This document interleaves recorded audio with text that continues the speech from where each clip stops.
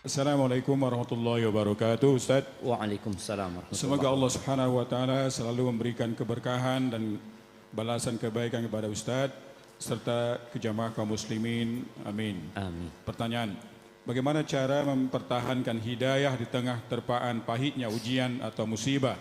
Terkadang iman lagi naik dan terkadang iman tiba-tiba turun, futur. Ini dua pertanyaan Ustazuna. Bagaimana supaya bisa semangat istiqomah dalam beramal soleh? Barakallahu fikum. Barakallahu fikum. Iya, seperti yang tadi kita sampaikan jemaah. Al-Quran menjadi pegangan kita. Dan memang di masa kita sekarang ini berpegang teguh dengan sunnah itu seperti memegang bara api. Di masa Nabi SAW yang berpegang teguh dengan Islam itu seperti memegang bara api. Ketika Nabi SAW di kota Mekah, bagaimana sebagian sahabat dibunuh gara-gara mengatakan la ilaha illallah. Bagaimana Nabi SAW tatkala melihat keluarganya Ammar bin Yasir disiksa, beliau hanya mengatakan sabran ala Yasir. Fa inna mau'idakumul jannah, tempat kalian surga, sabar. Jadi kuncinya dalam berpegang teguh dengan sunnah Nabi SAW adalah bersabar. Allah mengatakan innal ladzina ajramu kanu minal ladzina amanu yadhakun wa idza marru bihim yataghamazun wa idza anqalabu ila ahlihim anqalabu fakihin wa idza ra'awhum qalu inna haula'i ladallun. Tuh, para pelaku dosa kalau melihat orang-orang yang di atas hidayah, dia akan memperolok-olok mereka. Ini orang-orang terbelakang. Na'udzubillah. Ini orang-orang yang tidak tahu dengan hakikat dari agama Islam. Dianggap orang-orang yang sesat. Maka hendaklah kita bersabar. Dan Nabi bersabar.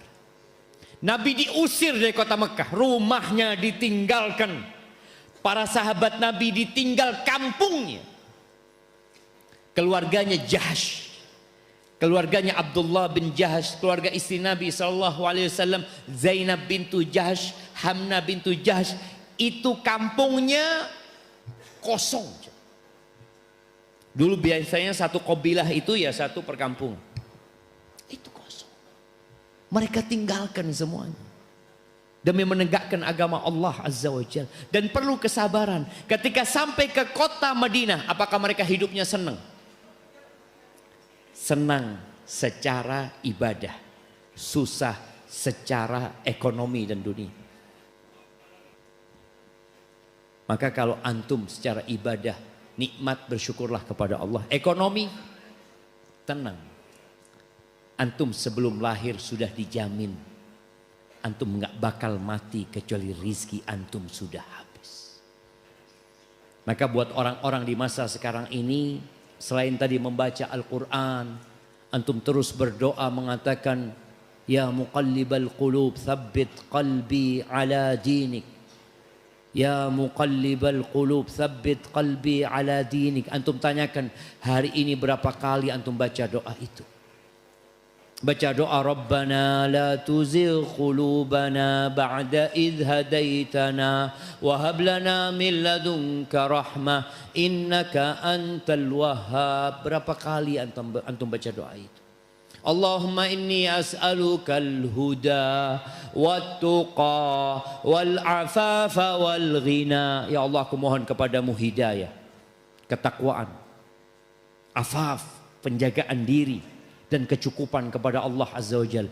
Nabi baca doa Allahumma habib ilainal iman wa zayyinhu fi qulubina wa karrih ilainal kufra wal fusuqa wal isyan waj'alna minar rasyidin. Ya Allah, cintakan kepada kami al-iman, keimanan. Iman ini 70 lebih cabangnya, 60 sampai 70 lebih cabangnya. Cintakan kepada kami dan hiasi di hati kami. Senang orang beriman. Melakukan ketaatan bahagia. Kita minta sama Allah. Dan bencikan kepada kami. Bayangkan nih. Nabi berdoa itu untuk para sahabatnya dan mereka mengaminkan. Dan bencikan kepada kami kekufuran, kefasikan dan kemaksiatan. Waj'alna minar rasyidin, dan jadikan kami termasuk orang-orang rasyid. Siapa orang-orang rasyidin? Orang yang mengetahui kebenaran dan mengamalkan kebenaran. Sebagian kita kalau sudah ngaji sunnah tahu dengan kebenaran, tapi malas mengamalkan kebenaran itu. Maka berdoa, terus minta sama Allah. Doa yang jangan ditinggalkan di penghujung setiap sholat. Antum baca, Allahumma a'inni ala dzikrika wa syukrika wa husni ibadatik. Antum jangan salam kecuali baca doa itu. Kalau lupa sebelum salam antum baca selesai salam. Ya Allah, bantulah aku ya Allah untuk senantiasa mengingatmu, bersyukur kepadamu dan beribadah yang baik kepadamu. Bayangin jamaah, kita sholat 5 waktu, kita 5 kali baca itu doa. Kalau kita sholat sunnah juga baca, berapa kali kita baca. Tapi sebagian kita, antum lihat pokoknya. Ketika iman antum berturun, hubungan sama antum dengan Al-Quran berkurang, dan doa-doa antum juga mulai berkurang. Kalau kepingin istiqomah, tadi kembali. Dan cari kawan-kawan yang baik. Cari kawan-kawan yang baik. Kenapa? Kita kadang-kala jamaah mau berdiri malas. Tapi kalau ada datang kawan, ayo bismillah. Ditarik kita sedikit. Tapi kita kemudian berdiri. Tapi kalau kawan antum buruk, maka iman antum semakin habis. Dan biasanya dengan kawan tadi antum akan semakin kuat. Kalau antum mungkin diuji dengan ujian, ternyata kawan antum ada yang lebih parah. Ya Allah, anak ingat ya kemarin umroh apa haji. Ada suami istri. Setelah dia belajar sunnah, suami istri ini pulang ke tempat orang tuanya. Orang tuanya ini orang akademik. Dosen di sebuah perguruan tinggi. Ketika melihat anaknya ini pakai jilbab yang syar'i dan suaminya sudah mulai memanjangkan jenggotnya, kata orang tuanya mengatakan, nak, mulai saat ini kalian jangan pernah masuk rumah kami lagi. Diusir. Apa salahnya dia? Dia hanya mengamalkan sunnah. Ya itulah. Yang berpegang teguh dengan agamanya seperti memegang bara api. Sulit. Kita kepingin melepasnya jamaah. Karena sakit. Tapi itulah dunia. Sebentar lagi kita akan meninggalkan harapan kita masuk surga Allah Azza wa Jalla. Hadza wallahu a'lam bissawab.